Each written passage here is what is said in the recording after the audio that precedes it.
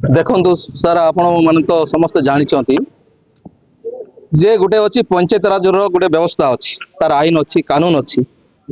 କିନ୍ତୁ ଆଜି ଦୀର୍ଘ 2 ବର୍ଷ ହେଲା ପଞ୍ଚାୟତ ରାଜର ବ୍ୟବସ୍ଥା ପୂର୍ଣ୍ଣ ବା ଭାଙ୍ଗି ଭାଙ୍ଗି ଯିବାକୁ ବସି ପଡିଛି।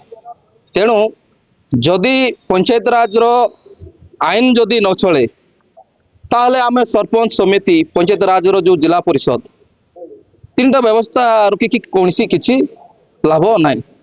ତେଣୁ ସେମାନେ ଯଦି ଭାଙ୍ଗି ଦେବା ପାଇଁ ଚେଷ୍ଟା କରୁଛନ୍ତି ବର୍ତ୍ତମାନ ସରକାର, ତାହେଲେ ଯୋଉ ପଞ୍ଚାୟତ ସ୍ତରୀୟ ଯୋଉ ଜିଲ୍ଲା ପରିଷଦ, ୱାର୍ଡ ମେମ୍ବର, ସମିତି ମେମ୍ବର ବା ସରପଞ୍ଚ ଏ ନିର୍ବାଚିତ କରନ୍ତୁ ନାହିଁ। ତେଣୁ ଆମେ ଦୀର୍ଘ 2 ବର୍ଷ ହେଲା ଆମେ ଅସହାୟ ଭାବରେ ଅଛୁ।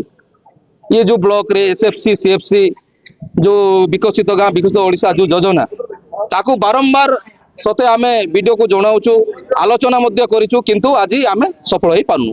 किंतु आमे अधैर्य होई कि आज सकाळ 8 घंटे समय टू आमे कॉन्फ्रेंस हॉल रे आमे वीडियो सार सहित आलोचना कलु, किंतु सफल मिलला नाही।